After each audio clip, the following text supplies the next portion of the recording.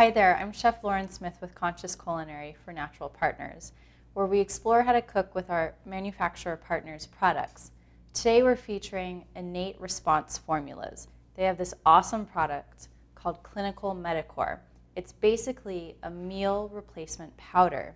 They have a bunch of different flavors. They're amazing. They're certified organic, and today we're featuring the chai flavor. This thing is loaded with great stuff for you. Besides the fact that it's certified organic, they use a hemp protein. So you're looking at gluten-free, dairy-free, corn-free, the things that are typically really allergenic for people. But on top of that, there's a body composition formula to help you maintain a healthy weight using their trademarked Carbo-Slow fiber that keeps you full and happy. Then there's also probiotics for a healthy immune system and digestive system. There's omega-3s. There are organic colloids in it. Tons and tons of good stuff. So it's really easy to put into a smoothie or to make a drink out of it, but I want to play with it just a little bit more. And what a better way to do it than with graham crackers. I have a great gluten-free recipe, and I'll also show you how to play around with it so that we can make it either vegan and or sugar-free. So great options for it. It's a simple recipe, it doesn't take too long, and with the chai flavor, they're like to die for. With the cinnamon and the spices, super yummy and something you don't feel bad about. And when you eat them, they actually help you stay full on top of all the other great things that they deliver. So I'm really excited to share this with you guys, and I hope you enjoy it.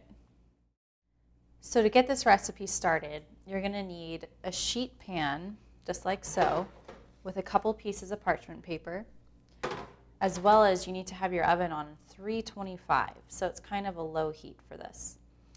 And what we're going to do is start off with our dry ingredients. And I kind of put them all in a bowl to save time. But on the bottom, I have a half a cup plus 2 tablespoons of the powder, the chai powder underneath. And then I have a third a cup plus 1 tablespoon of brown rice flour. And then on top of that is a third a cup of tapioca flour. And be careful with that. That's super fluffy and soft. And then last, there's a third a cup plus 2 tablespoons of a sweet rice flour. So you can just use like a good organic rice flour on top of that. And then for the smaller portions, there is a good a teaspoon's worth of cinnamon. There's a teaspoon's worth of xanthan gum, which is a great gluten-free kind of leavener, as well as a 1/4 teaspoon's worth of a really nice quality salt. And that's all we have for our dry ingredients. So I'm going to pop them into my little food processor here, and we're just going to kind of zhuzh the dry ingredients together, and after that we'll add the wet into it, and then we'll have a dough. So just kind of carefully go on into your food processor.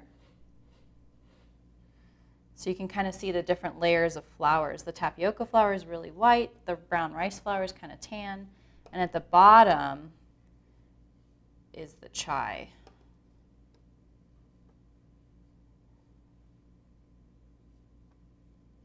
Almost there. Okay, so we're going to blend it all together so that everything is nice and combined. Let's put my top on. Okay, here we go.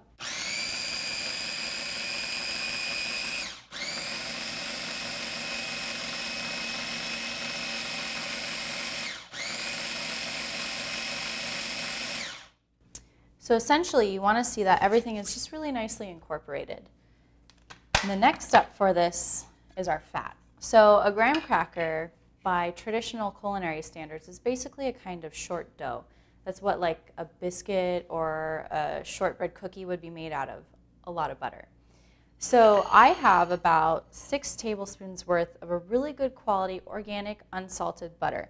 They're cold right out of the fridge, and I'm going to go right into here with this. Now, if you're doing vegan or if you have lactose sensitivities, go ahead and use a nice cold organic coconut butter.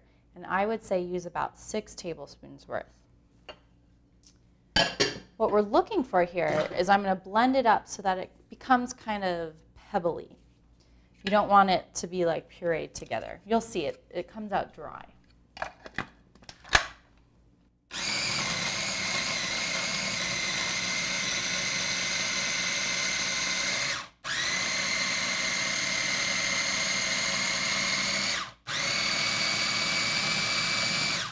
Just going to give it a little shake. Make sure everything's getting in there.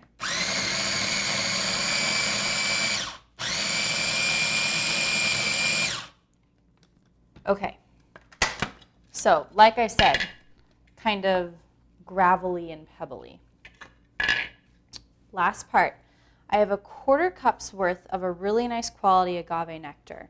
Now, if you can't do sugar, you could use like a good maltitol syrup in just about the same quantity.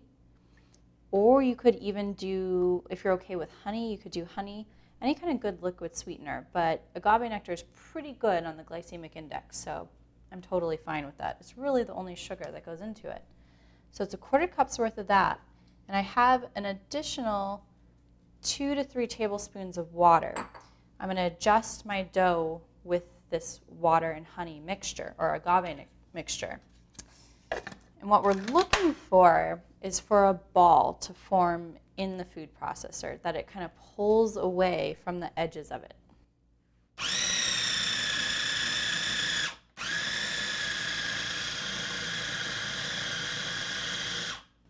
Okay, so it's still pretty dry, so I'm going to add the rest in. And don't be afraid to keep adjusting it, because depending on the types of flours that you use, the climate that you're in, you could be using up to 6 tablespoons of water to get this dough right. It needs to be a little bit tacky.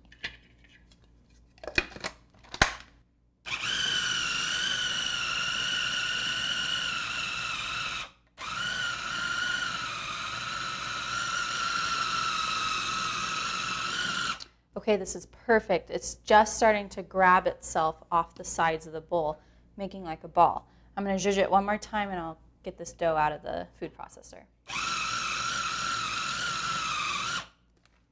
All right.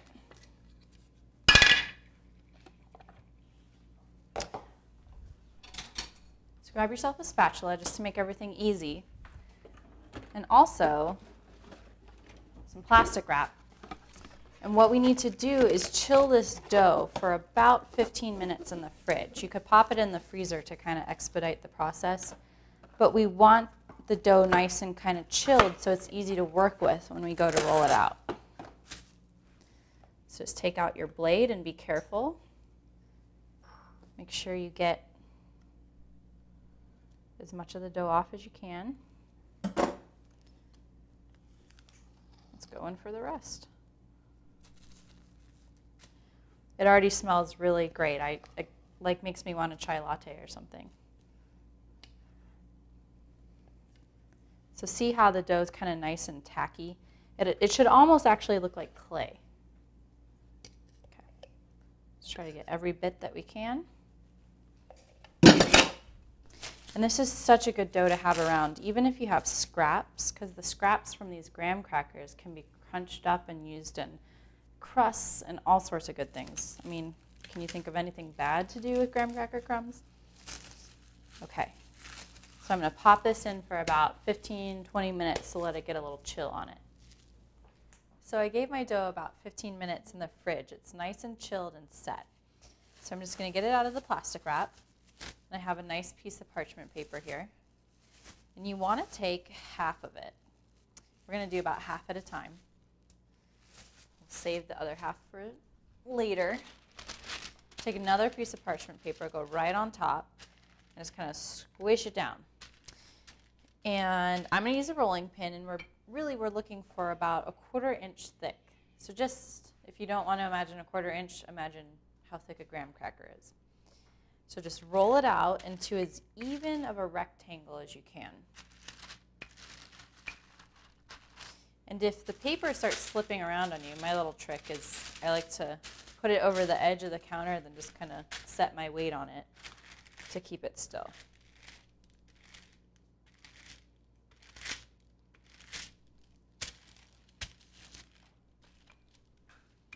All right, getting there.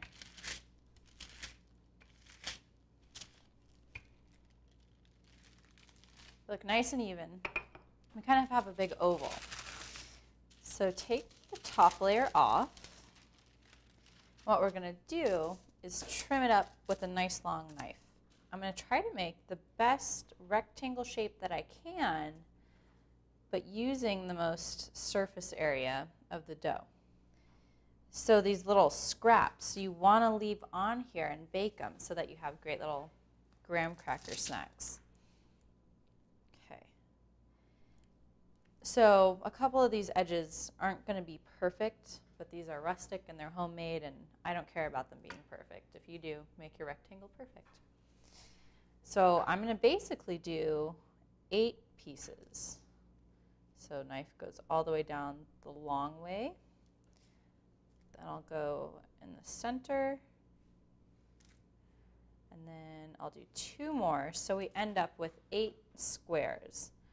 And hopefully by now, you can kind of see these 8 square pieces are going to resemble a graham cracker to you. I'm going to do the same thing to the second part of dough. I'm going to let them chill again for another 10 minutes to set in the fridge. We'll pop them in the oven for about 20 minutes, and they'll be perfect.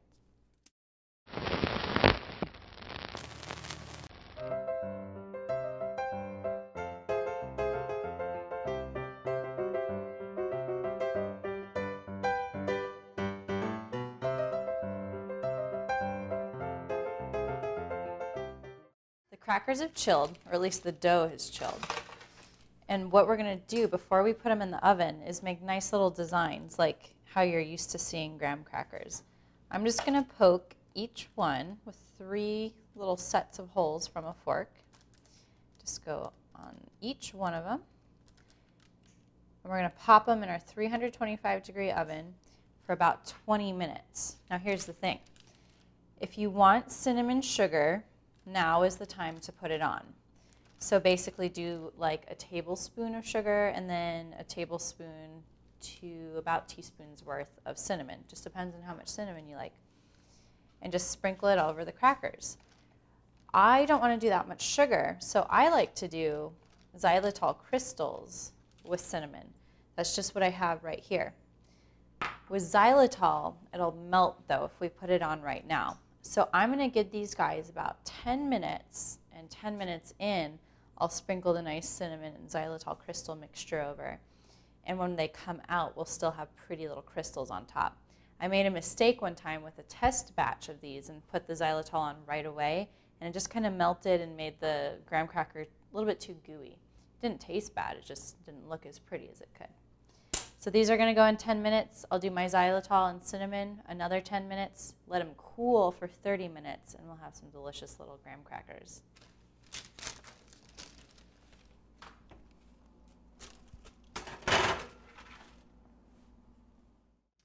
So here they are, our beautiful little graham crackers with that nice chai flavoring from Innate Response Formula's Clinical MetaCore powder. These came out beautifully. They smell amazing, they taste amazing, and they look like little graham crackers. They're nice and rustic. So remember, I had them in my oven for about 20 minutes until they're nice and crispy.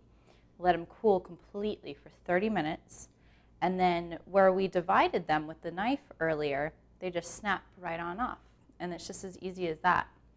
So really simple recipe, really fun, and I hope you guys try this one at home.